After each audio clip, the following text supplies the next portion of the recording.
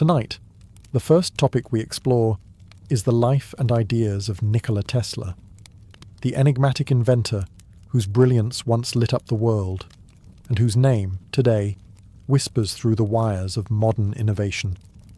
From harnessing the raw power of electricity to envisioning wireless communication long before it was possible, Tesla's imagination soared beyond the constraints of his time.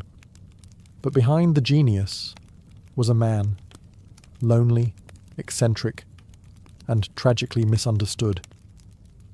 So before you get comfortable, as always, take a moment to like the video and subscribe to the channel, only if you enjoy our content.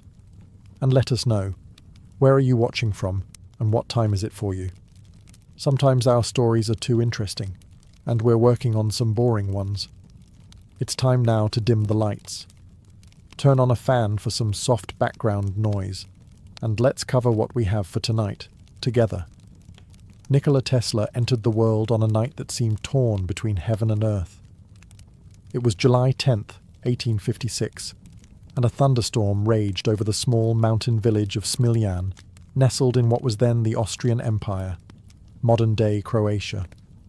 As the wind howled and lightning split the sky, Tesla's mother laboured by candlelight. A midwife, unnerved by the storm, whispered that this was a bad omen.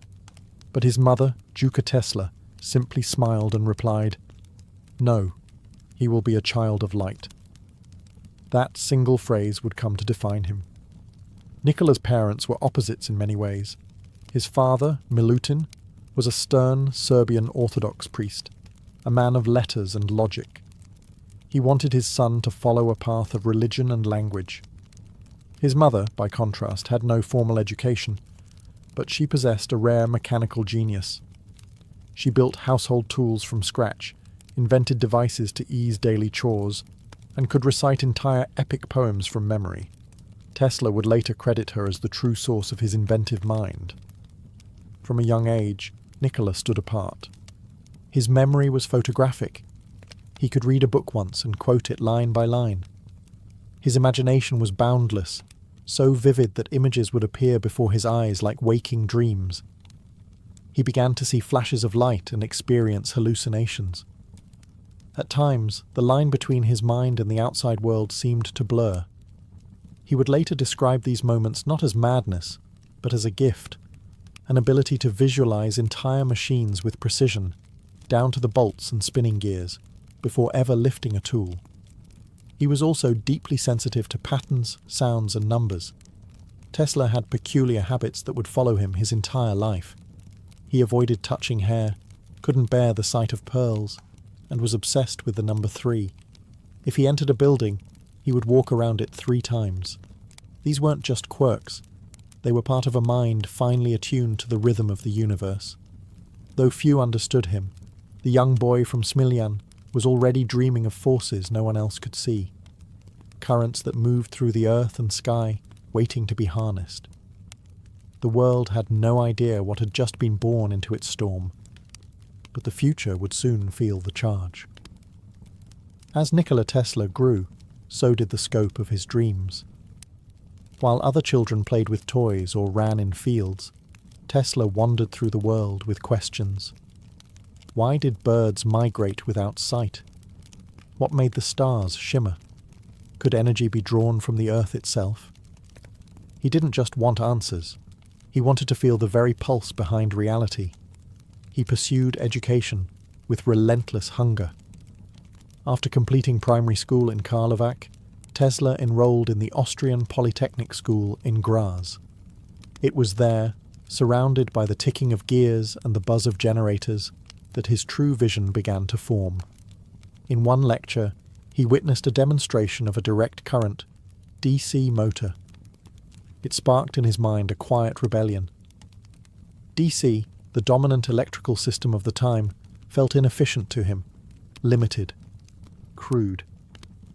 Tesla imagined something better.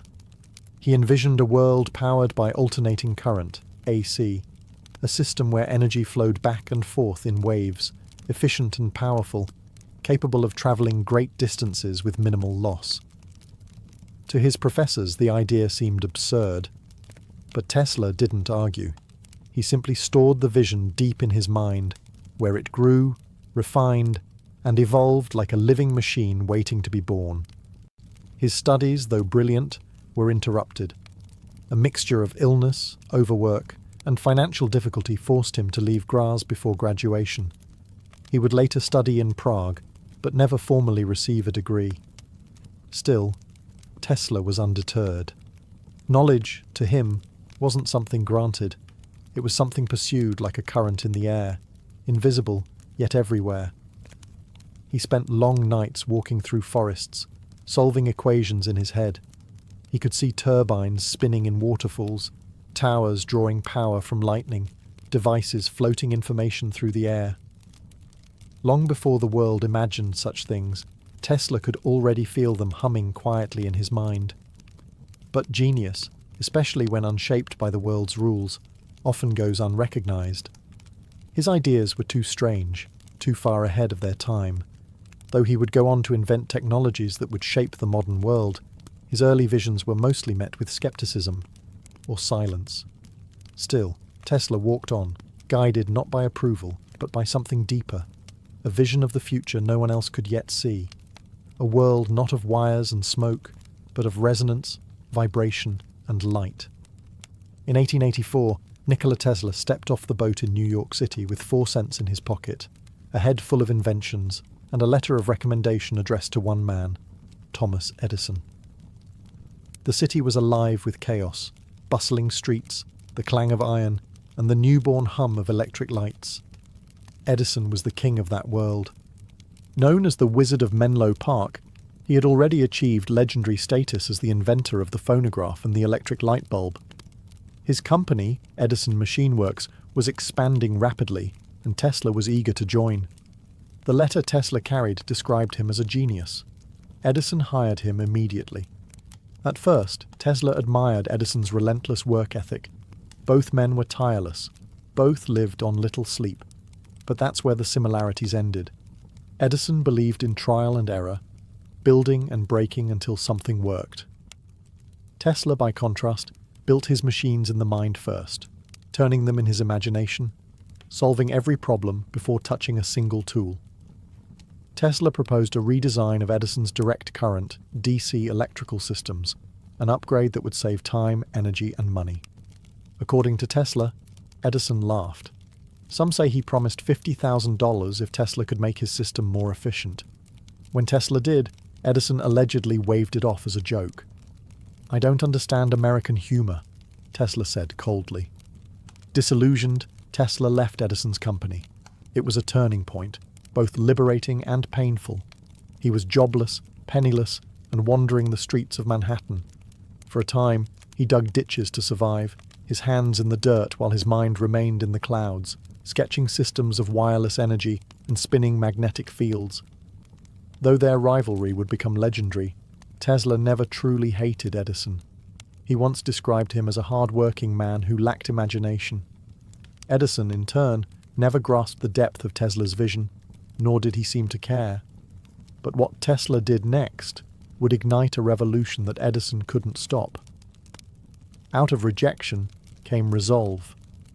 Tesla was more determined than ever to bring his alternating current system to life. And in doing so, he would challenge the most powerful inventor of his era, not with money nor influence, but with light, logic, and the quiet fury of a dreamer scorned. For, after leaving Edison behind, Nikola Tesla was still a man with a vision, but no means. He spent a year laboring beneath the city he longed to electrify, digging trenches for underground wiring. But even in those dim, gritty days, Tesla's mind never stopped spinning, and soon fate would shift. In 1887, Tesla found backers who believed in his ideas. He established his own laboratory in Manhattan and began building his alternating current AC motors. Unlike Edison's direct current, Tesla's system used magnetic fields and rotating currents, able to transmit power efficiently over vast distances. It was elegant, powerful, scalable. Word of Tesla's breakthrough reached George Westinghouse, an industrialist and inventor who had already begun advocating for AC power. He saw in Tesla the missing piece to revolutionize electricity. In 1888, Westinghouse licensed Tesla's patents, offering funding, resources, and, for the first time, recognition. But with progress came conflict. Edison, fearing the collapse of his DC empire, launched a campaign against AC. It wasn't just business. It was a war of ideas, and Edison was prepared to fight dirty.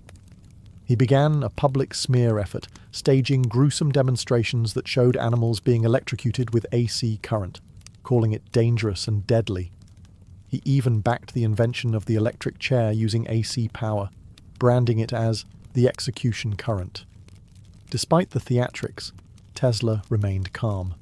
He trusted the science, and when the 1893 World's Columbian Exposition in Chicago awarded its massive lighting contract to Westinghouse and Tesla, AC was given its moment. That fair was a turning point. Over 100,000 electric bulbs lit the night with brilliance never before seen. Crowds gasped as machines buzzed, danced, and whirred, all powered by Tesla's alternating current.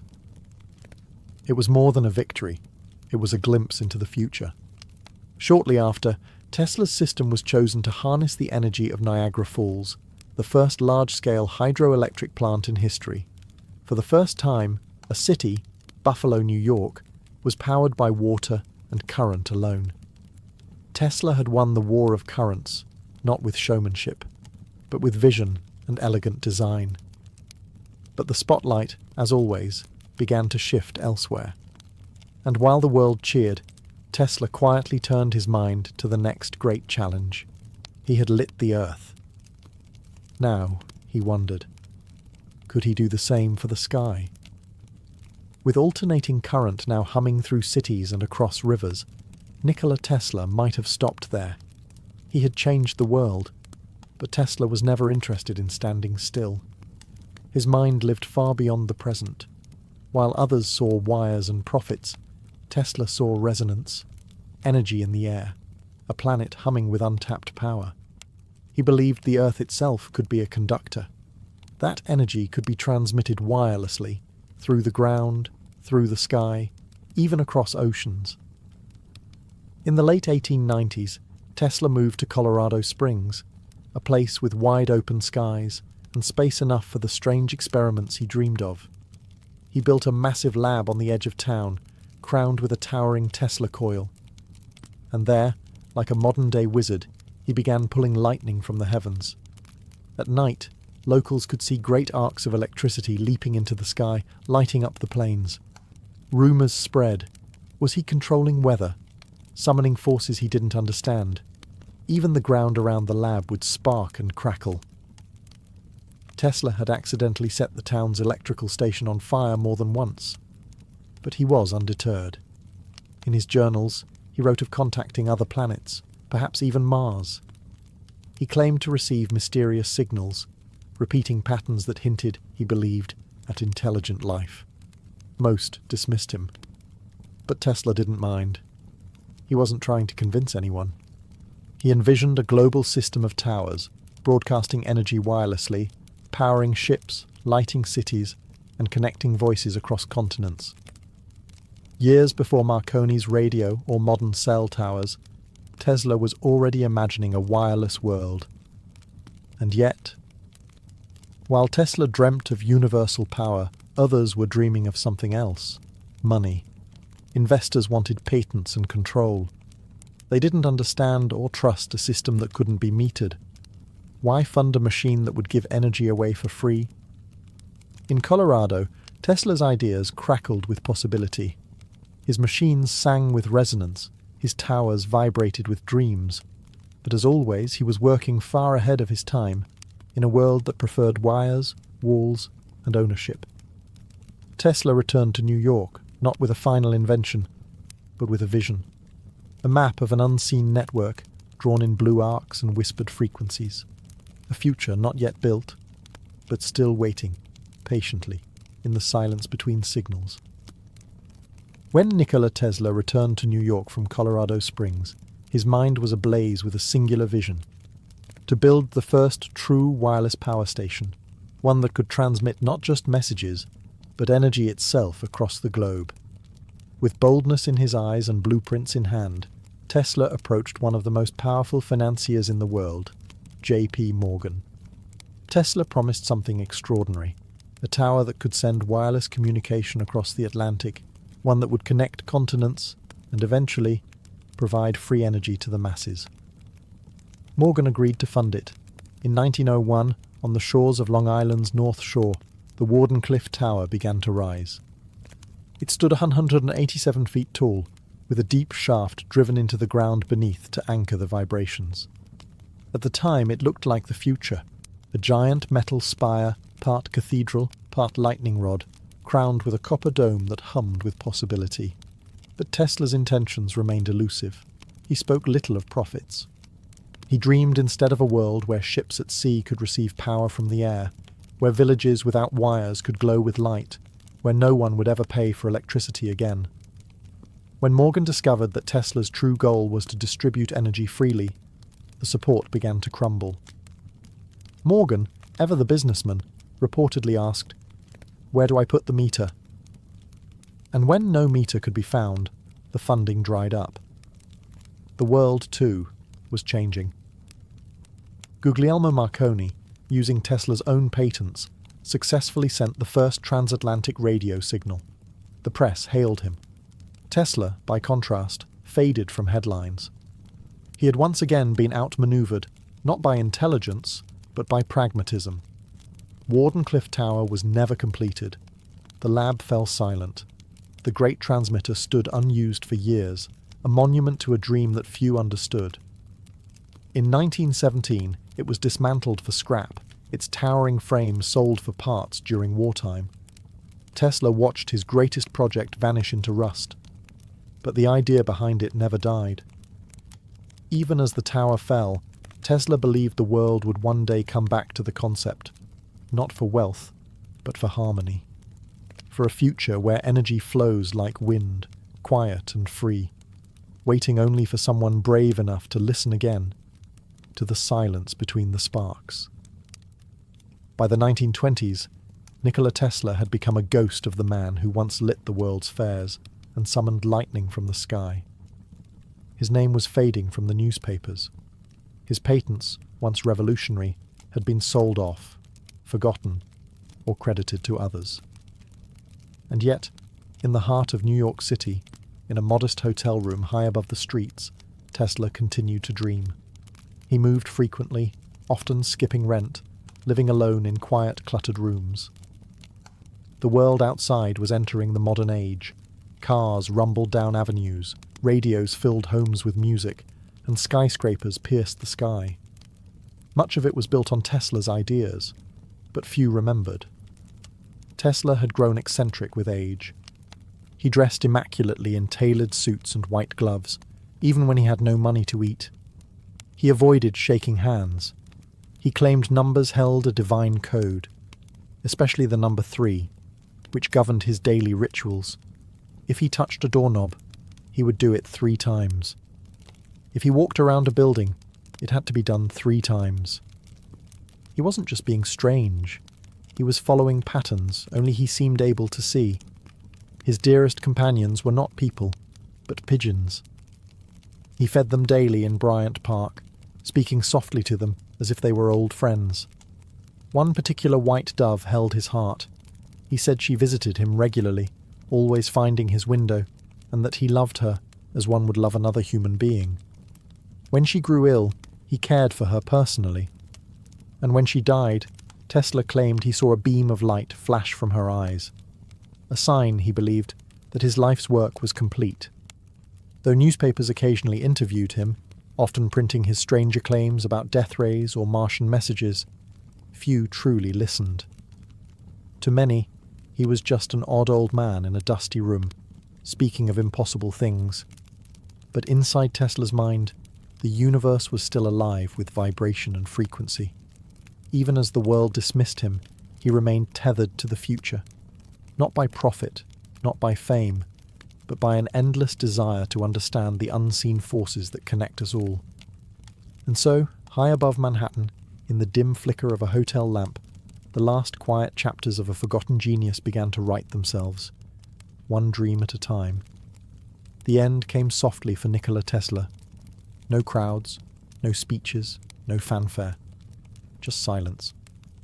On January 7, 1943, in room 3327 of the New Yorker Hotel, Tesla passed away alone. He was 86 years old. A maid found his lifeless body the next morning, lying peacefully in bed. The room was filled with papers, notebooks, small inventions, and the quiet hum of forgotten genius. He died with few possessions, and even fewer visitors. His debts had mounted. His name had slipped from memory. Yet the ideas he left behind, scattered in drawers, scribbled in the margins of books, hidden in stacks of blueprints, would echo far beyond that quiet hotel room. When news of his death reached the government, the FBI quickly moved in. Agents seized his documents, fearing they contained secrets too dangerous to leave unguarded. Rumours swirled. Had Tesla truly invented a death ray? Had he discovered limitless energy? The truth was tangled somewhere in his notes, some complete, some cryptic, some lost to time. Despite the obscurity of his final years, the world slowly began to remember.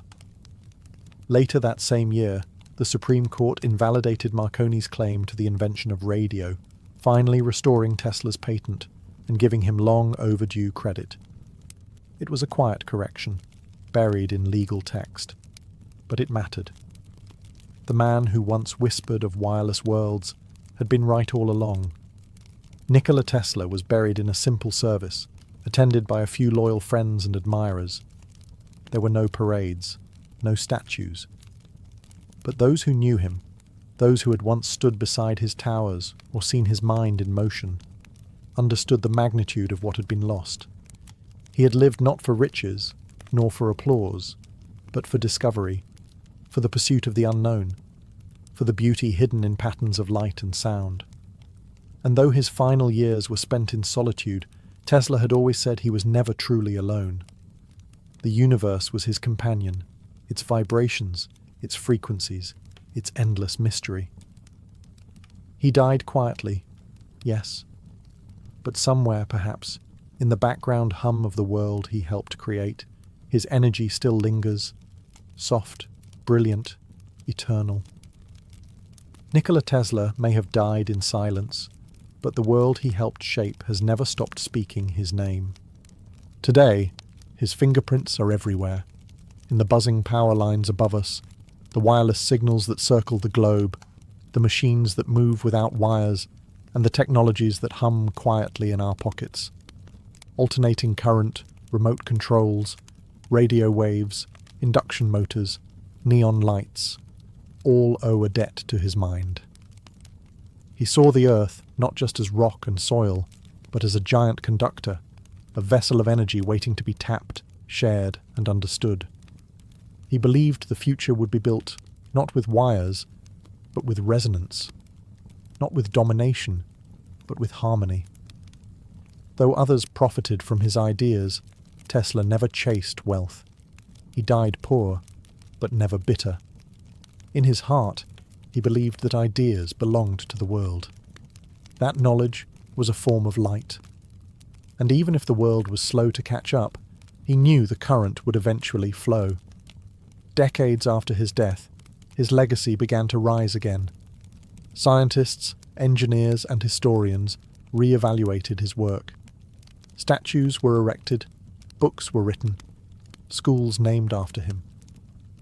And in the 21st century, his name found new life, etched in electric cars, in energy labs, in the minds of those who look at the stars and wonder, what if? But perhaps the truest legacy of Nikola Tesla is not a single invention, or a tower, or a patent. It's the example he left us, of a mind that dared to dream far beyond the limits of its time. Of a man who walked alone, not for lack of company, but because his path had never been walked before. Tesla taught us that the future belongs to the dreamers, that the quiet thinkers, the ones lost in thought while the world hurries by, often carry within them the sparks that will one day light the way for us all. So tonight, as you drift into sleep and the noise of the day fades away, remember this. Somewhere, between silence and electricity, between science and wonder, the spirit of Nikola Tesla still hums softly, timeless, invisible, and waiting to be heard. Long ago, on the shimmering edge of the Mediterranean Sea, a city rose from vision. Its name was Alexandria, founded by Alexander the Great around 331 BCE. Though Alexander would die young and never see the city completed, his dream lingered in its marble streets and sea-swept harbours. After Alexander's death, one of his generals, Ptolemy the Sota, took control of Egypt. He made Alexandria his capital, and under his rule, the city blossomed. More than just a centre of trade or politics, it became something rare, a place devoted to learning. Ptolemy, influenced by Greek philosophy and the teachings of Aristotle, envisioned a home for all the world's knowledge, not just a collection of scrolls, but a sanctuary of wisdom, a place where the great questions of life, the cosmos, and human existence could be asked, quietly, patiently, without fear. Thus, the dream of the Library of Alexandria was born. It began not with stone walls or columns, but with an idea that knowledge should not be hoarded or hidden, but gathered and shared. The library would be part of a larger institution, the Mausion, a place dedicated to the muses, goddesses of inspiration and the arts. Together, they would become the heartbeat of Alexandria's intellect. The goal was simple, yet impossibly ambitious: to collect every book, every scroll, every fragment of thought in every language from every land. Agents were sent across the world to acquire manuscripts. Ships entering Alexandria's port were searched, and their books copied, sometimes kept. The city became a beacon, drawing scholars, poets, mathematicians, and philosophers from Greece, India, Mesopotamia, and beyond. No one knew how much knowledge the human mind could hold, but in Alexandria, they intended to find out. It's said that the first librarians walked through columns lined with papyrus scrolls, their sandals echoing in vaulted halls. They whispered in Greek, in Egyptian, in languages now lost to time. And in those moments, for the first time in history, humanity began to see itself not as scattered tribes or empires, but as a species capable of learning together. The Library of Alexandria did not begin as a building. It began as a flame that would burn, bright and fragile, at the heart of the ancient world. The Library of Alexandria was not built to house mere stories. It was built to collect the knowledge of the world, every insight, every theory, every poem and prophecy ever written. It was humanity's first attempt to hold, in one place, the sum of its own understanding. But how does one begin to gather the thoughts of an entire civilization? Under the Ptolemies, especially Ptolemy II, the collection effort became relentless. Agents and scholars were dispatched far and wide, to Athens, to Babylon, to Carthage and India. Wherever scrolls could be found, they were copied or acquired. Alexandria's docks became a gateway not just for goods, but for ideas. Ships that entered the harbour were required to surrender any books they carried. The originals were kept, copies returned to the owners. The ambition was clear. Nothing was too obscure or too sacred to be included. Estimates of the collection vary wildly. Some say the library held 40,000 scrolls. Others claim over 400,000. But the true number is less important than the spirit behind it. These weren't just shelves of paper. They were voices, scrolls of science, medicine, astronomy, mathematics, literature, politics, religion. Texts in Egyptian, Sanskrit, Persian, Hebrew, and dozens of other tongues. The library wasn't just Greek, it was global. Among its treasures were early texts on astronomy from Mesopotamia, mathematical principles from India, surgical techniques from Egypt, and philosophical dialogues from Athens. It's said the lost plays of Aeschylus were once kept there, along with ancient maps of the stars, and perhaps even older writings now lost to time. But the library was more than a warehouse of words. Every scroll was carefully copied, translated, and preserved by scribes and scholars.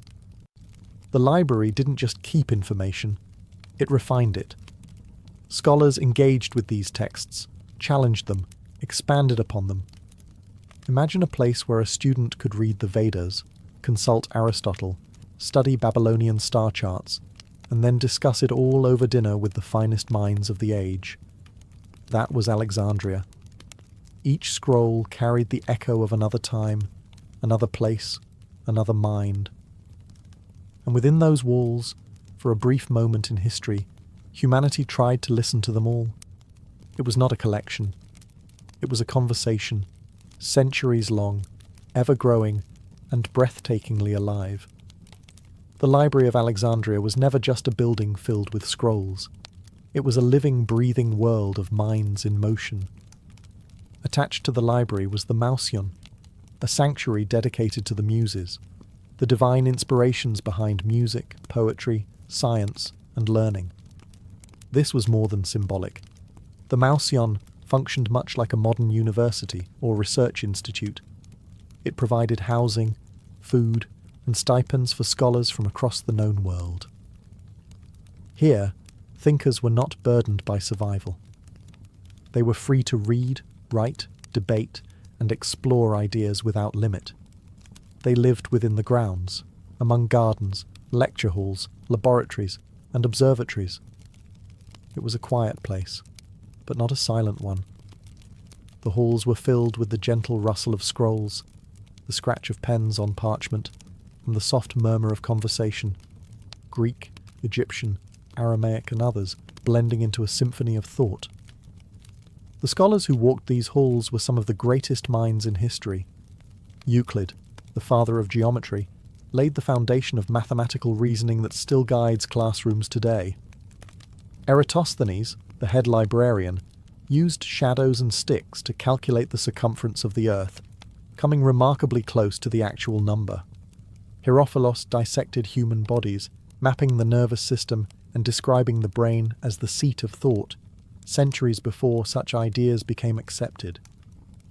And Aristarchus of Samos proposed a heliocentric model of the universe, suggesting that the Earth revolved around the Sun, an idea the world would not embrace until long after his death. Within the library and Mouseion, there were no strict lines between disciplines. Philosophy blended with science, mathematics inspired poetry, medicine drew upon astronomy. Knowledge was not divided, it was interconnected, like the stars above or the roots of a tree. This environment created something rare, not just the preservation of knowledge, but the acceleration of it. Here, questions were not feared, they were welcomed. Truth was not declared, it was pursued, and wisdom was not owned, it was shared. In these marble chambers and vine-covered courtyards, the human mind was allowed to stretch, to wander, to wonder. And for a little while, in the bright heart of Alexandria, the world seemed to remember what it meant to seek truth without fear. For years, the Library of Alexandria stood as a symbol of light in a world still shadowed by ignorance. But no light, however bright, is immune to the winds of politics and war. In 48 BCE, the city of Alexandria found itself caught in conflict. Julius Caesar, drawn into a dynastic struggle between Cleopatra and her brother Ptolemy the Thegned, arrived with Roman legions to settle the chaos. When hostilities erupted near the harbour, Caesar, under siege, ordered the docks set ablaze to prevent enemy ships from surrounding him. What happened next is a matter of debate, but the flames leapt from the wooden piers to nearby buildings, and some accounts suggest that the fire spread to warehouses storing scrolls from the library. If true, it may have been one of the first devastating blows to the library's vast collection. Was it the main library that burned? Or simply an annex, a storage facility along the harbour? Historians cannot agree. Some ancient sources claim tens of thousands of scrolls were lost in the blaze. Others suggest the damage was partial, not total. And yet, the very idea that centuries of knowledge vanished in a single night of fire is almost too tragic to comprehend. Imagine it, scrolls on ancient medicine, destroyed before they could heal, star charts reduced to ash, theories of the cosmos, of biology, of philosophy, each one erased in the blink of a flame. And yet the fire was not just physical. In the years that followed, the library faced more than smoke. Political instability, regime changes, and shifting priorities slowly chipped away at its support. Funding dwindled, scholars moved on. The guardians of the world's wisdom began to thin. But even in the face of loss, the library endured, if not in walls, then in spirit. Some scrolls survived, some scholars remained. The dream still flickered. Destruction, after all, is never just one moment. It is a long, slow unravelling. And in Alexandria, the fire may have started with Caesar's torches, but it would take centuries to finish what that first spark began. Still, within the ashes, something ancient lingered. The belief that knowledge, once lit, can never be fully extinguished. Though the fire in Caesar's time may have damaged the Library of Alexandria, the dream it embodied did not vanish overnight. Alexandria remained a city of scholars, and the thirst for knowledge endured. Out of necessity and hope, a second library rose, one not as grand as the original, but still sacred. This new library found its home in the Serapeum, a magnificent temple dedicated to Serapis, a Greco-Egyptian god of wisdom, healing, and light. The Serapeum stood on a hill above the city, crowned with statues, columns, and quiet courtyards. Here, within the temple's cool stone chambers, thousands of scrolls were housed, copies perhaps of those once held in the great library, or new works added by later generations of thinkers. The Serapeum became a continuation of the original vision. It preserved the texts that remained, and provided a place for scholars to read, teach, and imagine. It was, in essence, the library's second life. But the world outside was changing. Alexandria, once the jewel of Egypt, found itself drawn deeper into the Roman Empire. Emperors came and went. Interests shifted. Science gave way to politics. The city's resources were stretched, and public support for scholarly pursuits slowly waned. And yet, the second library endured. Even as the original Mousillon fell silent, students still gathered under the marble archways of the Serapeum. They read by lamplight, debated under olive trees, and shared ideas that echoed faintly from the golden age of the past.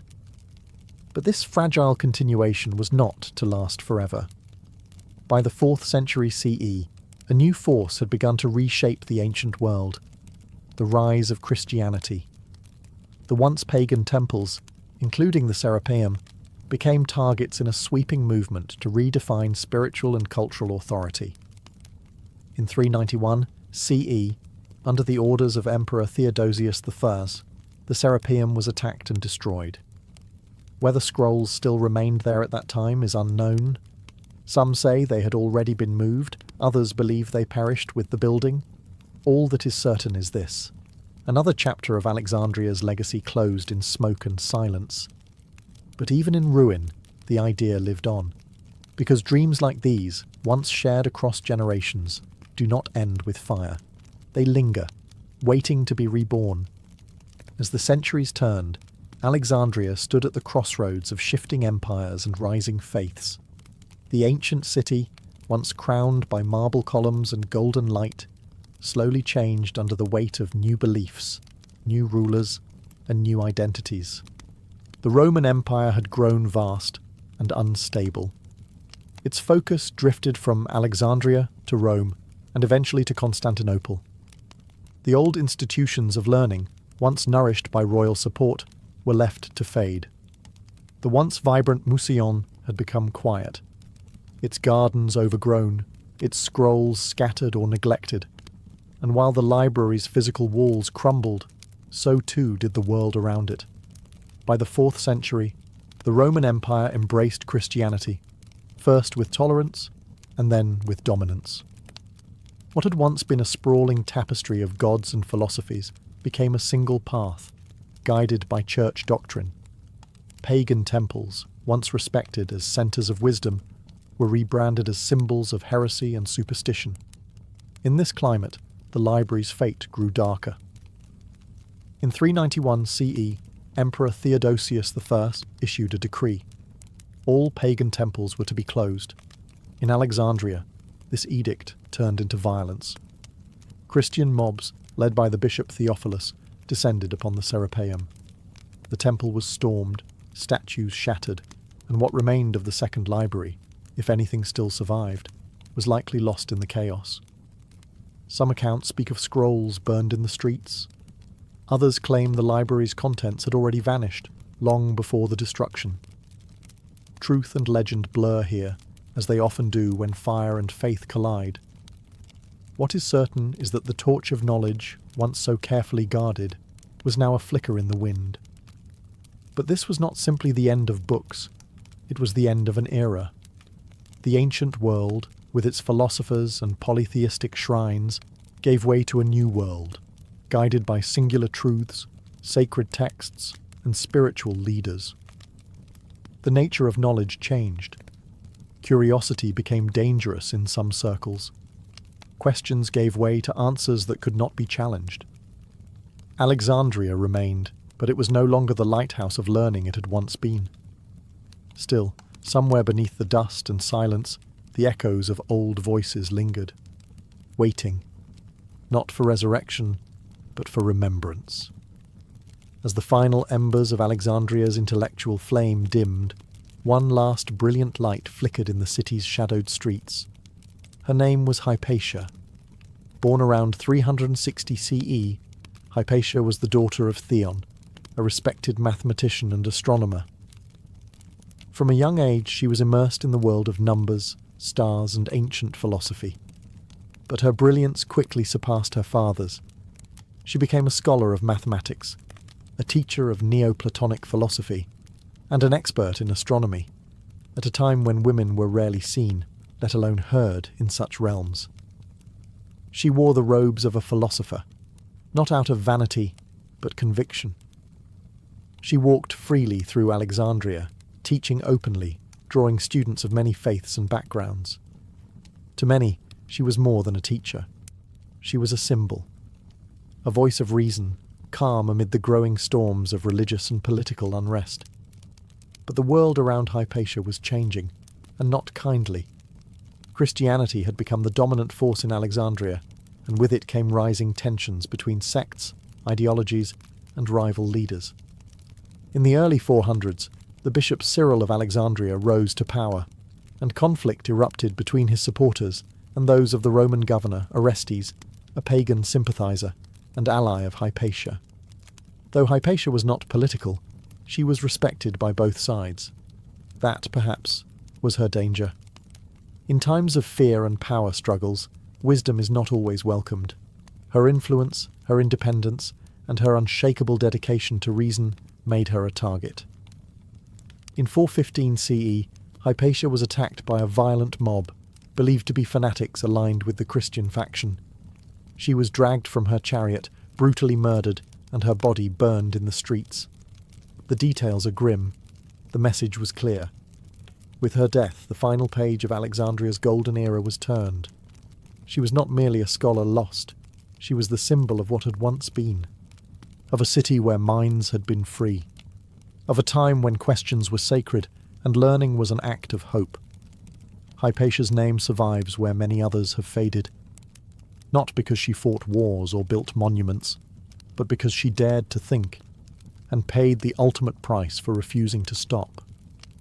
When we speak of the Library of Alexandria, we often speak of fire, the flames that may have consumed shelves upon shelves of scrolls, the ashes of knowledge drifting silently into the sea breeze. But the true loss is harder to measure. It is not just about what burned, but what never reached us. What was truly lost? No one can say for sure. The library's contents were never fully catalogued. It existed before the age of printing, when every book was copied by hand, each scroll a fragile bridge between generations. Some believe we lost the final plays of Sophocles, or early Buddhist texts translated into Greek. Others say ancient treatises on medicine, astronomy, chemistry, and mathematics disappeared. works from Babylon, Egypt, Persia, and India, carefully collected over centuries. There may have been maps drawn long before any modern explorer set sail, theories of atoms, observations of stars and comets, instructions for surgical procedures now reinvented in modern medicine. Some even believe the scrolls held knowledge of inventions, early machines, hydraulics, perhaps even glimpses of electricity or optics, long before they would resurface again in distant centuries. But more than the documents, it was the moment that was lost. For one of the first times in human history, people from many cultures had gathered in one place not to conquer, but to understand. Babylonian astronomers shared ideas with Greek philosophers. Egyptian priests debated logic with Indian mathematicians. The library was not just a collection, it was a connection, and when it fell, that thread unravelled. The loss of the Library of Alexandria was not just a tragedy of paper and ink, it was a pause in our progress, a fracture in the continuity of knowledge. Humanity had to rebuild slowly, painfully, across generations. Ideas once discussed freely in Alexandria had to be rediscovered hundreds, even thousands of years later. We do not mourn the library only for what it held. We mourn it for what it represented, a time when curiosity was sacred and learning was limitless, a time when the brightest minds could gather in peace, with nothing to fear but forgetting. And though the scrolls are gone, the silence they left behind still asks a question. What might we have become if the flame had never gone out? Though the Library of Alexandria may be gone, its scrolls turned to dust, its columns lost to time, the light it carried never truly died. It flickered, dimmed, nearly vanished, but it survived. In every age since, there have been sparks, small moments when the human spirit remembered that knowledge is sacred, that ideas are worth preserving, and that truth often whispers long before it shouts. The dream of Alexandria lived on in the great libraries of Baghdad, Cordoba, and Constantinople. It lived on in monasteries that preserved ancient texts through the dark winters of Europe. It lived on in the ink-stained fingers of translators who carried lost works from Arabic back into Latin, and in the early universities where minds were once again allowed to wander. And now, in the modern age, that same dream lives in our hands. It lives in the pages of books, in the quiet hum of servers storing centuries of thought, in the soft glow of a screen as a child reads their first poem, or as a scientist uncovers the secrets of stars. What Alexandria began was not just the gathering of knowledge, but the belief that knowledge belongs to all. That truth should not be hidden behind gates or guarded by power, but offered freely, like a flame passed from hand to hand, lighting the way. We can never recover what was lost in those ancient halls, but we can honor it. Every time we learn something new, every time we teach, every time we question, explore, or create, we become part of the same story. A story that began in stone and scrolls, in shadowed rooms and whispering courtyards, where humanity first dared to look beyond what was known and dreamed of what could be. The Library of Alexandria was not just a place, it was a promise, that even in a world of fire and forgetting, there will always be those who carry the light, quietly, patiently, together. So as the night deepens and the world falls silent, know this: somewhere, in the turning of pages, or the stillness of thought, Alexandria still breathes, and its light still burns in you. In the early morning of May 24th, 1819, a child was born in Kensington Palace. She was small, delicate, and unremarkable in the eyes of the court. Her name was Alexandrina Victoria, a name chosen to honour her godfather, Tsar Alexander I of Russia. Few expected this child to become queen. At the time of her birth, she was fifth in line to the throne, distant from power and seemingly destined for a quiet life on the fringes of royalty. But fate, as it often does, had other plans. Victoria's father, Prince Edward, Duke of Kent, died of pneumonia just months after her birth. Her mother, Princess Victoria of Saxe-Coburg-Saalfeld, was left alone, grieving and cautious. Determined to protect her daughter and secure her place in the line of succession, she raised Victoria under strict supervision.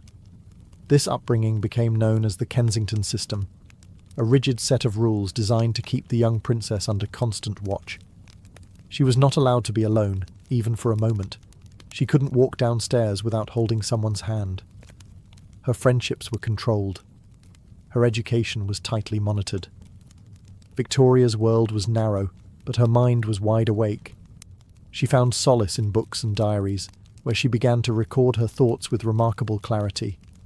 Even as a child, her writing showed glimpses of the strong will that would define her reign.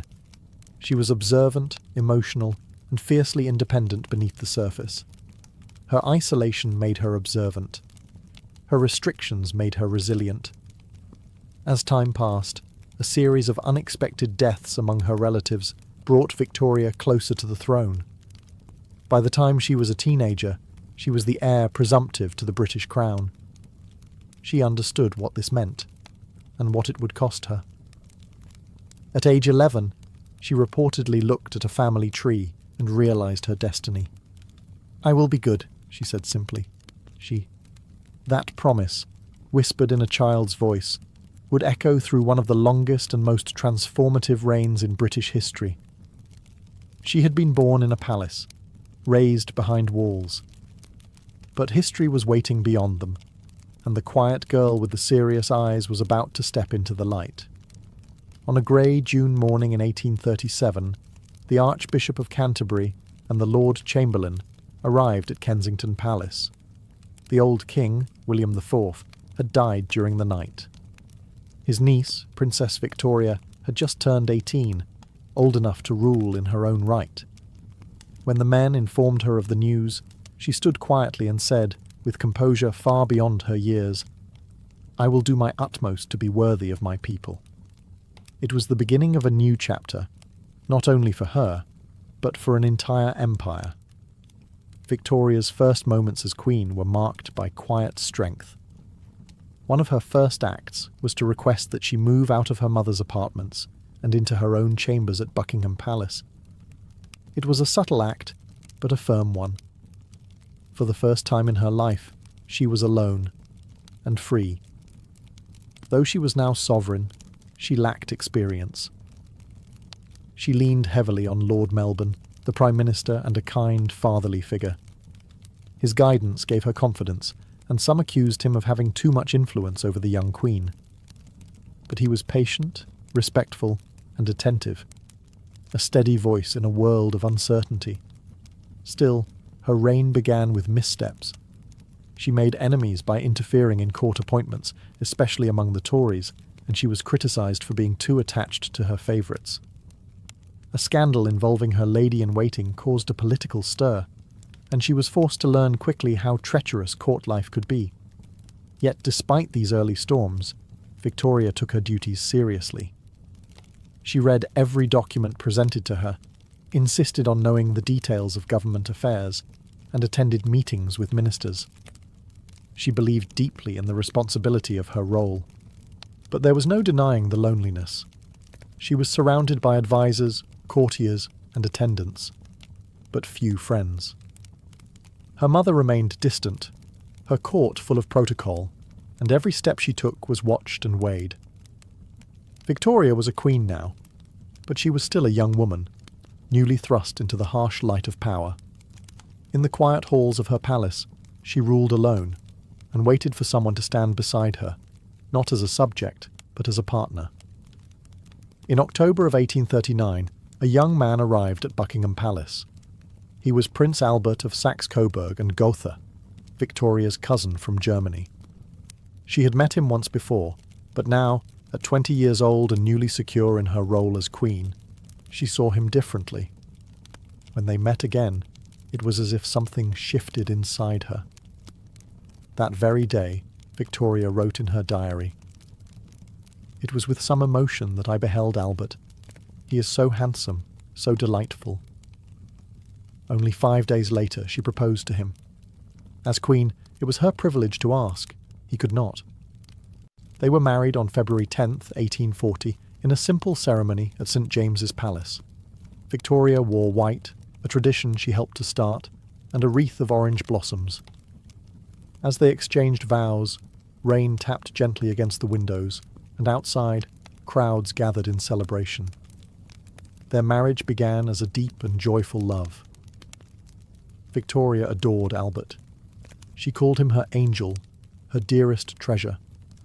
He, in turn, became not just her husband, but her closest advisor. With his keen mind and quiet discipline, Albert brought order and structure to Victoria's often fiery and impulsive nature. They were opposites. She was passionate, emotional, and headstrong. He was reserved, analytical, and methodical. But together, they created a powerful partnership. Albert immersed himself in the work of the crown. Though he held no official title beyond Prince Consort, he influenced nearly every aspect of royal life. He helped modernize the monarchy, advised ministers, and promoted science, education, and technology. His fingerprints were on everything from palace reform to the Great Exhibition of 1851. They had 9 children, and Victoria found joy in motherhood, though not without difficulty. She struggled with postpartum depression and often felt torn between public duty and private life. Still, her love for Albert was unwavering. When he was away, she wrote him letter after letter. When he returned, she greeted him with tears of joy. He was her son, her guide, her balance, her anchor. But life, even for queens, does not grant forever. The love story that had brought her such strength would one day leave a shadow so deep it would change her reign and her heart forever. In the winter of 1861, Prince Albert fell ill. At first, it seemed like exhaustion. He had been overworked, anxious over the scandal involving their son Bertie, and burdened by years of responsibility. But his condition worsened quickly.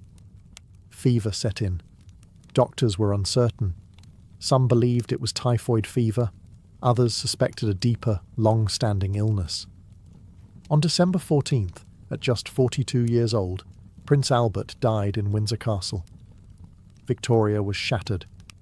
Her world, once filled with letters, laughter, and shared rule, suddenly fell silent. She locked herself away in grief, wearing black mourning clothes the very next day. She would wear them for the rest of her life.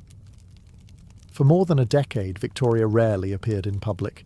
She refused to enter Buckingham Palace, preferring the quieter retreats of Balmoral in Scotland and Osborne House on the Isle of Wight.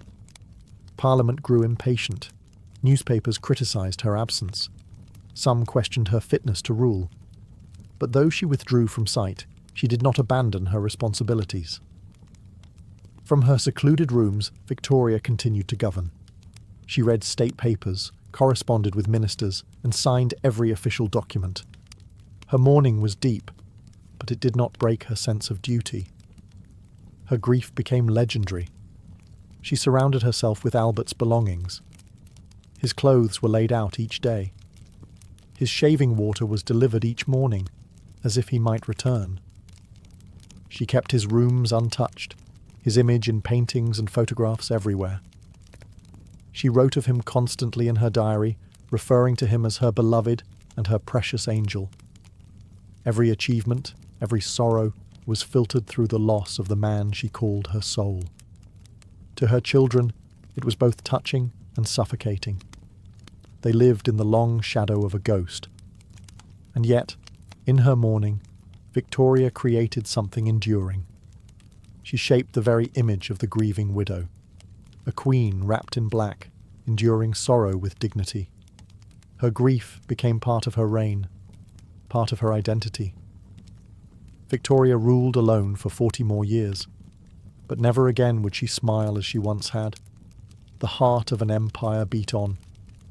But deep inside, a quiet chamber of sorrow remained sealed and sacred. While Queen Victoria mourned in black, the British Empire surged forward into its greatest age of expansion. The sun, as people proudly claimed, never set on Victoria's empire. By the late 1800s, Britain held colonies and territories across every continent, from the hills of Canada to the coasts of Australia, the mountains of Africa, the Caribbean, and the jewel of the empire, India. Victoria watched this expansion from a distance. She was not a military strategist, nor did she send armies into battle, but she became the living symbol of the empire, a grandmother to distant nations, a sovereign figurehead on every colonial coin and official seal. In 1876, under the urging of Prime Minister Benjamin Disraeli, Victoria accepted a new title, Empress of India. It was ceremonial, but it carried great weight. Though she never visited India, she felt a deep connection to it. She read about its cultures, studied its languages, and even hired Indian servants to work in her household, most notably Abdul Karim, who became her friend and confidant in later years. To many in Britain, the title confirmed her global prestige. But to those living under colonial rule, the crown often represented something different: control, extraction, and the loss of autonomy. While some admired her, others resented her presence, distant, unasked for, yet all-powerful in name. Victoria herself had complicated views. She disliked racial prejudice and often defended her Indian subjects against the arrogance of her own court. But she also believed in the British mission to civilize and modernize its colonies, a belief common among her time, but steeped in empire's blind certainty. The empire brought great wealth and innovation to Britain: railways, telegraphs, new resources, but at a cost paid by millions across the globe. Victoria, wrapped in mourning clothes, reigned over this vast web of dominion. Her face appeared on stamps that travelled oceans, on coins exchanged in desert markets and mountain towns. She was distant, but everywhere. She had become more than a monarch. She was an idea of stability, tradition, and imperial order. And though she rarely left Britain again, her presence was felt in lands she would never see, her reign stretching across both borders and time. Though Queen Victoria ruled over a vast empire, her private world was ruled by something far more unpredictable: family. She and Prince Albert had 9 children, and through careful matchmaking, many of them married into the royal families of Europe. It earned her the nickname the Grandmother of Europe. Her descendants sat on the thrones of Germany, Russia, Norway, Sweden, Romania, and Spain. Through blood and marriage, Victoria had woven her family into the very fabric of the continent. But royal blood did not guarantee royal harmony. Victoria had high expectations for her children, and she seldom hesitated to voice them. She meddled in their marriages, criticised their personalities, and struggled to let them live independent lives. Her letters, though loving, were often laced with disappointment or demands. Her eldest daughter, Victoria, Vicky, married the future Emperor of Germany. She was intelligent and idealistic, much like her father. But Victoria found her too liberal and too far away. Her son Bertie, the Prince of Wales and heir to the throne, caused her endless worry. He was social, flirtatious, and uninterested in scholarly matters. She often compared him unfavourably to Albert and doubted his ability to rule. Their relationship was strained for decades. Other children, like Alice, Alfred, Leopold, and Beatrice, each had their share of tragedy and challenge. Illnesses, early deaths, and political tensions haunted the family.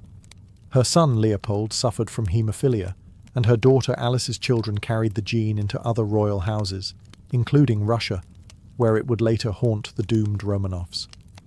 Victoria's love was deep, but her grip was tight. She could not bear to be parted from those she loved, even as they grew into adults with their own lives and countries. Her descendants brought glory and connection, but also division. The very web she had spun across Europe would one day become a trap, as the grandchildren she adored led nations into World War I, fighting each other from opposite sides.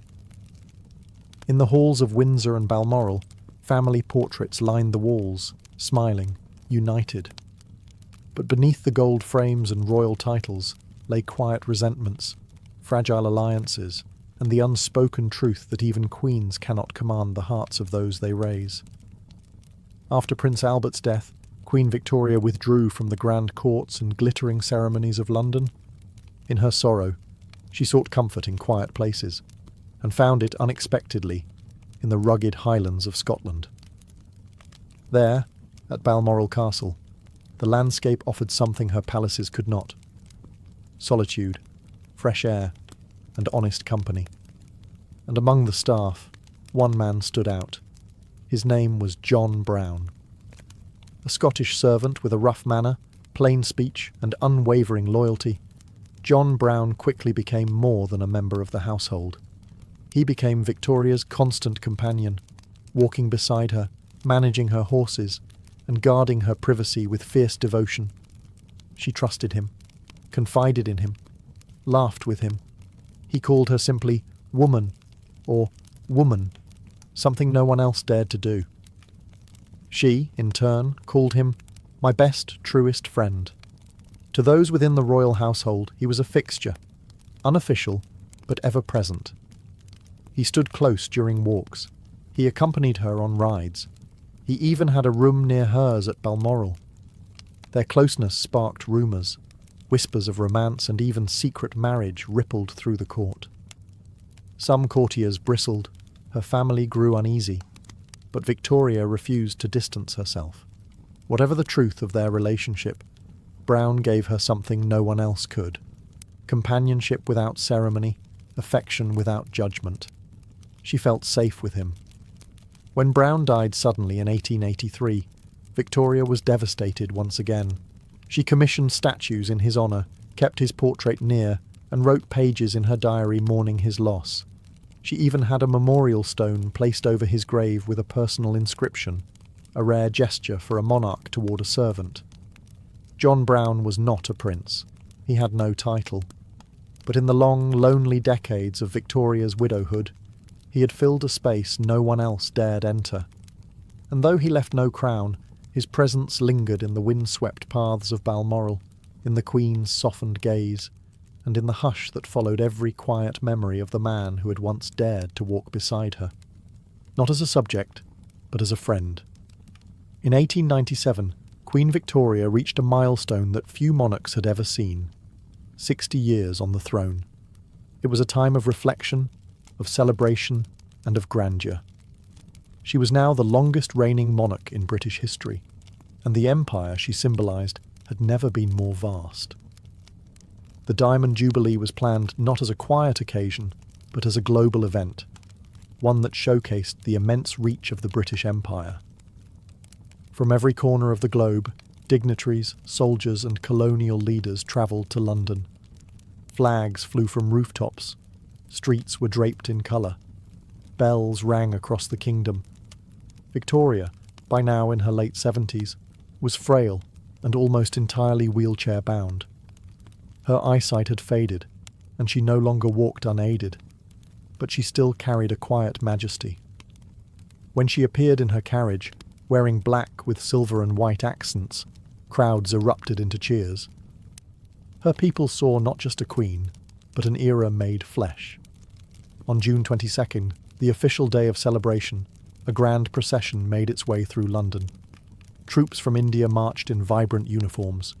Representatives from Australia, Canada, South Africa, and beyond followed behind.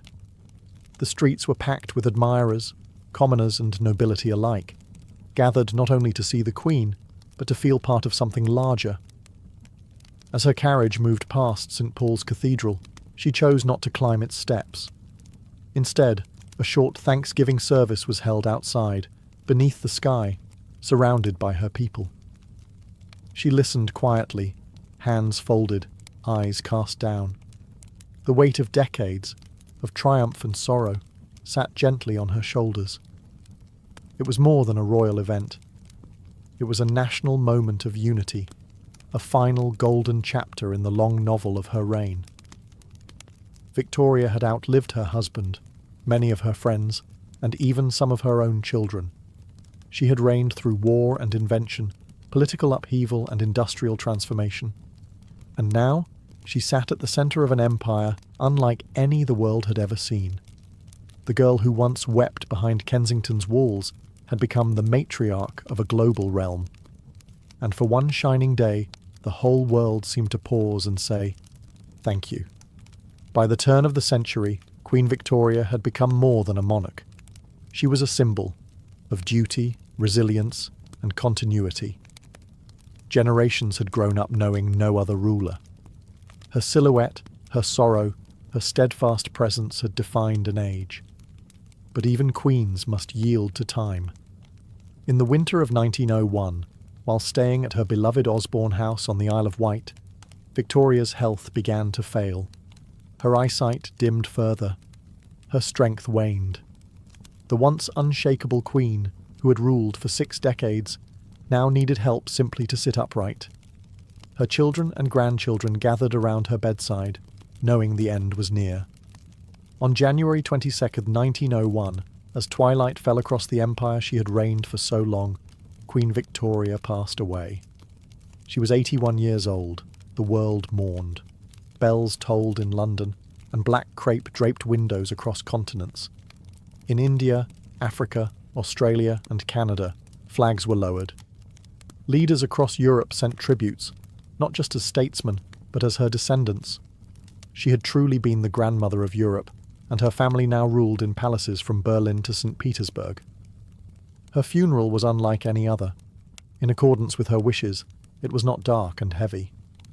She had asked not to be buried in black, but in white, with her wedding veil placed over her face. She was laid to rest beside Prince Albert, reuniting the love story that had shaped her soul. With her death, the Victorian era came to a close. She had ruled through revolutions, wars, and the birth of the modern age. Under her reign, Britain had transformed from a land of gas lamps and horse-drawn carriages into one of telegraphs, steam engines, and electricity. She had seen her nation grow into a world power, and yet had remained rooted in tradition. Victoria was not always adored. She was stubborn, commanding, and deeply human, but her devotion to her country never wavered.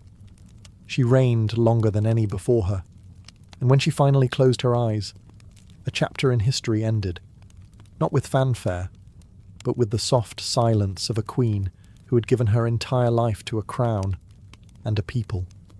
There was a time when Egyptian hieroglyphs were not a mystery, when priests and scribes wrote prayers and laws across stone walls, and every curve of a bird, every mark of a reed, held meaning. The temples of Karnak, the tombs of the Valley of the Kings, these were not silent ruins. They were once filled with stories, names, and divine poetry, etched in a language meant for gods and kings.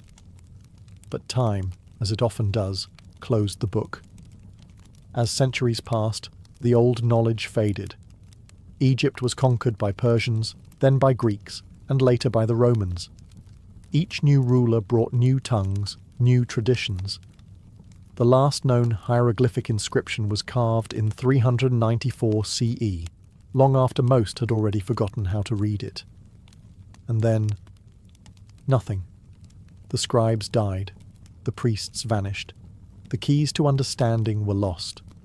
For over 1,400 years, no one could read the writings on Egypt's ancient walls. The meaning of the hieroglyphs slipped into silence. Scholars admired their elegance, their mystery, but guessed wildly at their meaning. Some thought they were purely symbolic, mystic images with no relation to language. Others believed they were magical charms. No one could read the stories carved into the very bones of Egypt.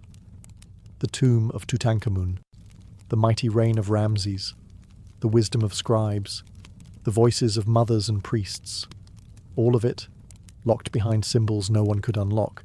It was as if an entire civilization had spoken a final word, and then vanished behind stone. By the 18th century, ancient Egypt had become more myth than memory. Travellers explored ruins, sketched statues, and took fragments of monuments back to Europe. But their meanings remained hidden. People could only wonder who these kings were, what these temples once said, and what truths were buried under centuries of sand. Then, in the summer of 1799, something changed. In the dirt near a small Egyptian town, a piece of black stone was found.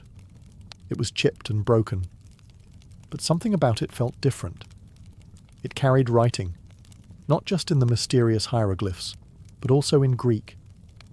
And suddenly, for the first time in over 1,000 years, there was hope. Hope that ancient Egypt might speak again. In 1798, a young and ambitious Napoleon Bonaparte set sail for Egypt. His goal was not only military, he sought to strike a blow at Britain's colonial influence, but also intellectual. Napoleon believed Egypt was more than a battlefield. It was the cradle of an ancient civilization, holding secrets that had been buried for centuries. So, alongside his army, he brought an unusual group: scientists, artists, engineers and scholars, over 150 of them. They were known as the savants, and they were tasked with documenting everything they could find about Egypt's past. It was one of the most remarkable scientific expeditions of the time. While soldiers marched through the deserts and Nile valleys, the savants sketched temples, monuments and ruins. They recorded plants and animals, mapped cities, and tried to understand the ancient world that surrounded them. They filled notebooks with careful observations and marvelled at the scale of Egyptian architecture. Everywhere they looked, there were hieroglyphs, carved deeply into pillars, painted along tombs, and etched onto statues. But no one could read them. The language remained closed, beautiful but impenetrable. The savants copied inscriptions and hoped that someday someone would find a way in. The expedition was both a success and a failure. Napoleon's military campaigns struggled against resistance from the British and the Ottomans. But in terms of discovery, it was extraordinary. It sparked a wave of fascination with ancient Egypt across Europe, a movement that would later be called Egyptomania. The scholars eventually published their findings in a monumental work called Description de l'Égypte, a series of volumes filled with drawings, maps, and writings about Egypt's history and culture. But even in those pages, the hieroglyphs remained silent. Then, in 1799, near a sleepy town called Rosetta, something unexpected happened. French soldiers, working on a fort along the Nile Delta, unearthed a heavy black slab. It was inscribed with 3 sets of writing: Greek, Demotic, and Egyptian hieroglyphs. The moment the scholars saw it, they knew it was different.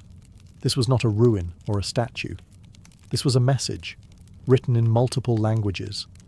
And if the Greek could be read, then perhaps, for the first time in centuries, the language of the pharaohs could be read too.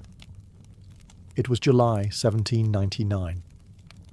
In the dusty heat of Egypt's Nile Delta, French soldiers worked under the sun, rebuilding the old Fort Julien near the town of Rosetta, a sleepy, palm-lined settlement not far from the Mediterranean coast. As they dug the foundations of the fort, one of the men struck something hard beneath the earth. At first, they thought it was just another slab of stone. Egypt, after all, was filled with ruins. But this stone was different. It was smooth, dark, heavy, and it was carved, not with 1 script, but 3. The man in charge, a French officer named Pierre-François Bouchard, immediately recognized its potential. He cleaned the stone and saw at the top a line of intricate hieroglyphs. In the middle, a flowing script known as Demotic, and at the bottom, clearly and legibly, Greek. It was damaged, the top corner missing, but enough remained to see the importance. Bouchard knew that Greek could be read, and if the message was the same across all 3 scripts, then this stone could be a bridge, a connection between the known and the forgotten. The Rosetta Stone, as it would later be called, measured about 3 feet 9 inches tall, made from a dark granitic rock known as granodiorite. It weighed nearly 1,700 pounds. But its true weight wasn't physical. It carried the weight of a lost language, and possibly the key to unlock it. Bouchard had the stone transported to Cairo, where the French scholars crowded around it in awe. They quickly copied the Greek text and began working on translations. It was clear that this was no myth or religious chant. It was a royal decree issued during the reign of Ptolemy V, a boy king who ruled Egypt over 2,000 years earlier. For the first time, scholars had a piece of ancient Egyptian writing that came with a translation. The stone was cracked, incomplete, but it was real, and it was enough. The message it carried had waited silently beneath the earth for centuries. Not in gold, not in glory, but in language. And now, for the first time in 1,400 years, ancient Egypt was ready to speak again. Once the Greek text on the Rosetta Stone was carefully transcribed, the message began to take shape. It was not a myth or poem, but a formal government decree, issued in 196 BCE, during the reign of Ptolemy V Epiphanes, a young king of the Ptolemaic dynasty. The decree praised the king for his generosity to the temples and his efforts to bring peace and prosperity to Egypt.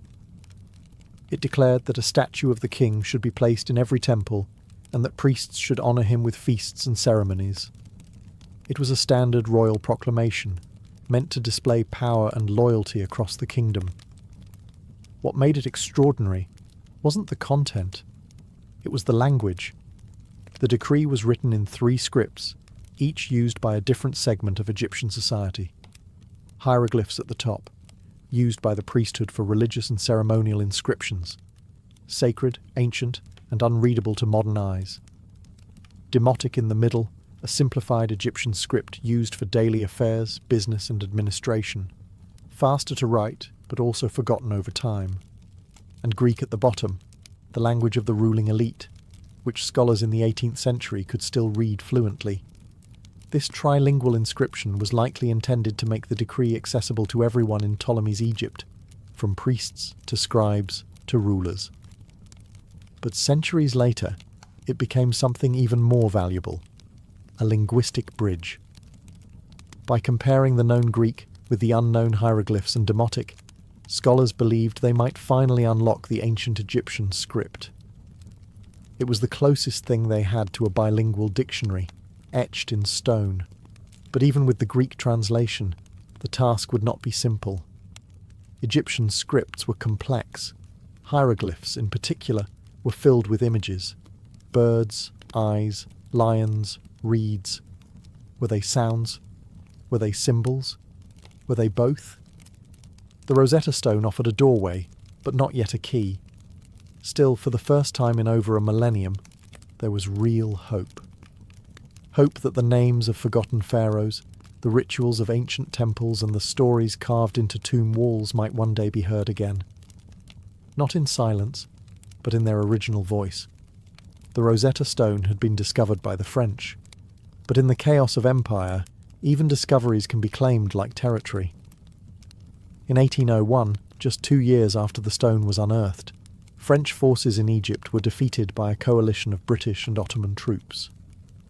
As part of the capitulation of Alexandria, the French were forced to hand over their scientific treasures, including artifacts, maps, drawings, and the Rosetta Stone itself. The French scholars protested bitterly. They had recognized the stone's importance. They had begun its study. But war had no patience for fairness. The stone was packed into a crate and placed aboard a British ship. It crossed the Mediterranean, passed through the Strait of Gibraltar, and arrived in London in early 1802. There, it was presented to King George III, and soon after placed in the British Museum, where it remains to this day. On its surface, a new inscription was added, captured in Egypt by the British Army in 1801. Though the Rosetta Stone had nothing to do with battle, it became a trophy, a symbol not just of discovery, but of imperial possession. Once in London, the stone drew crowds. Scholars and linguists flocked to see it. Plaster casts were made and distributed to universities across Europe. The race to decipher the hieroglyphs had truly begun. The British Museum became the new centre of Egyptological curiosity. But France was far from out of the picture. French scholars continued to study their copies of the stone, fiercely determined to solve the puzzle their country had brought to light. And so, what began as an accident on a dusty construction site in Egypt became a quiet contest between nations. Not of armies, but of intellect.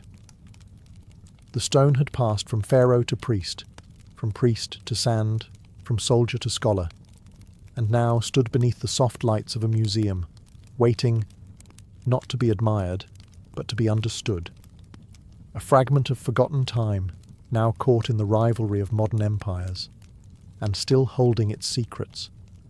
Once the Rosetta Stone reached Europe, a wave of excitement spread through the scholarly world. For centuries, hieroglyphs had been silent, mysterious symbols that no one could read. Now, with Greek as a guide and Demotic as a stepping stone, there was a chance.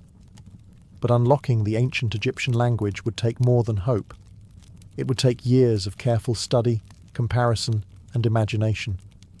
The first real progress came not from a famous name, but from a Swedish diplomat named Johann David Åkerblad.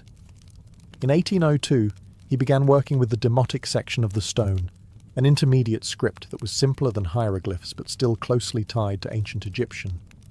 By comparing it with the Greek, he managed to identify several proper names, like Alexander and Ptolemy. It was a small but vital step. Others followed. Scholars across Europe attempted to decode the writing using the tools of classical languages. Some believed hieroglyphs were purely symbolic, images that stood for ideas rather than sounds. Others guessed they were a kind of ancient code that could only be cracked with the right philosophical insight. Progress was slow. Some tried to interpret the symbols with mystical theories, while others mapped letters one by one. It was like trying to solve a puzzle without knowing whether the pieces were pictures, letters, or riddles. But the idea that proper names could be a key became a central strategy. If scholars could recognize the cartouches, oval rings surrounding royal names, they could begin matching the symbols to Greek equivalents. And so, over time, a method began to form. Demotic helped bridge the gap between Greek and hieroglyphs. Scholars began to suspect that some hieroglyphs were phonetic, not just symbols, but sounds. Still, something was missing. A mind sharp enough to see the pattern, a scholar bold enough to break with tradition, and a heart patient enough to chase a vanished voice. That person had not yet arrived, but he was coming. And when he did, the last veil would lift from the Rosetta Stone, and the ancient language of Egypt would open its eyes once more. In the small town of Figeac, France, a boy named Jean-François Champollion grew up fascinated by ancient languages. By the time he was a teenager, he could read Latin, Greek, Hebrew, Arabic, and Coptic, the language descended from ancient Egyptian and used by early Christian Egyptians. But his obsession was singular, to understand the hieroglyphs. He studied the Rosetta Stone obsessively. With a copy in hand, he compared the Greek and Demotic texts, using his knowledge of Coptic to find connections. Coptic, he believed, held the key. It was the last breath of the ancient Egyptian language, frozen in time. For years, Champollion worked in silence. He pored over cartouches, those oval rings that surrounded royal names in hieroglyphs, and tried to match them with Greek equivalents like Ptolemy and Cleopatra. Each success confirmed what he had suspected. Hieroglyphs weren't just pictures, they represented sounds. In 1822, Champollion had his breakthrough. He discovered that many hieroglyphs were phonetic, representing syllables and letters much like our modern alphabets. This went against centuries of belief that hieroglyphs were purely symbolic or mystical. He showed that Egyptian writing was a complex system, part phonetic, part ideographic, and part determinative, using symbols to clarify meaning. With trembling hands, he wrote his findings. Then he rushed to his brother's office, burst through the door, and shouted, "Je tiens l'affaire! I've got it!" Then, overwhelmed by the moment, he fainted. Champollion's work didn't just open a door, it tore it off its hinges. For the first time in over 1,000 years, the hieroglyphs could be read. The voices of ancient Egypt, once locked in stone, began to speak. He would spend the rest of his life refining his system, translating inscriptions, and teaching others how to read the forgotten language. He even visited Egypt, standing at the foot of temples he could finally understand, not as ruins, but as living texts. He died young, at just 41. But he had done it, through passion, study, and quiet persistence. Champollion gave Egypt its voice back. A language asleep for centuries, now whispered again through stone and scroll. And it all began with a single stone in the dirt. With Champollion's discovery, a world once silent began to speak. Temples that had stood in silence for centuries, Luxor, Karnak, Abu Simbel, were no longer mute. The walls of tombs, once admired for their beauty alone, now revealed the names of kings, the stories of gods, and the private hopes of everyday people. Hieroglyphs were no longer mysterious pictures. They were words. Scholars rushed to apply Champollion's system to inscriptions across Egypt. They translated texts from papyrus scrolls and sandstone walls, from coffins, statues, and obelisks. These were not just royal proclamations or lists of offerings. They were poems, hymns, contracts, medical instructions, and prayers for the afterlife. The Book of the Dead, once just a series of beautiful illustrations, now unfolded line by line, its spells guiding the soul through the underworld, offering protections, trials, and eternal judgment. Long-forgotten pharaohs like Thutmose, Akhenaten, and Ramses were no longer names alone. They became people again, leaders, builders, warriors, and dreamers. Hieroglyphs revealed everyday concerns as well. Scribbled notes between workers, jokes and graffiti in temple corridors, even letters written to the dead by grieving family members. These were not distant gods or alien beings. They were human voices reaching out across time. And what a language it was! Hieroglyphs combined beauty and function, each sign both a sound and a symbol. An owl might mean the letter M, but it also represented wisdom. A reed might mean I, but it also stood for growth. The writing was layered, poetic, and precise. Egypt was no longer a myth. It became a civilization that could speak for itself. And all of it had waited, hidden in plain sight, on statues, stelae, and temple ceilings, waiting for someone to listen. The discovery of how to read hieroglyphs didn't just change Egyptology. It changed our relationship with the past. Because now, when we gaze upon the walls of ancient tombs, we don't just see symbols, we hear stories. Not imagined, but real. And in every inscription, the pharaohs, priests, poets, and people of Egypt whisper softly once more. The Rosetta Stone rests today behind glass at the British Museum. Thousands of visitors pass by it each day, some pausing to read, others simply glancing at the dark slab of granodiorite, unaware of the weight it carries. It is not a jewel, nor a weapon, nor a statue of a king. It is a broken decree, written on a damaged stone, found by accident. And yet, it changed the way we understand the ancient world. Before its discovery, ancient Egypt was locked behind walls of silence. Its temples were admired, its statues worshipped, but its language, its soul, was lost. The Rosetta Stone didn't just provide a translation, it offered a bridge between worlds. Because of it, we can now read the wisdom of the pyramids. Because of it, the voices of the Nile speak once more. Its legacy lives in libraries, museums, and lecture halls. It lives in the work of archaeologists brushing sand from buried hieroglyphs. It lives in every child who gazes up at a pharaoh's carved name and knows someone can read that now. But the Rosetta Stone also carries another lesson, that great discoveries often come from quiet places, that the keys to lost worlds are not always gold or glory, but language, and that sometimes understanding the past begins not with shouting, but with listening.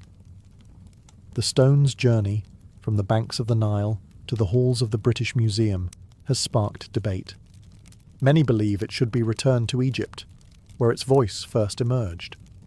Others argue it belongs to the world, a symbol of shared heritage. The conversation continues, but whatever its resting place, its meaning is beyond borders. It reminds us that no civilization is truly lost if its stories can still be read. The Rosetta Stone is more than an artifact. It is a reminder that patience, curiosity, and perseverance can revive the voices of the dead, rekindle the light of long-forgotten minds, and build bridges between centuries. And so, as the world sleeps, somewhere in the quiet halls of memory, Egypt still whispers, because the stone still speaks.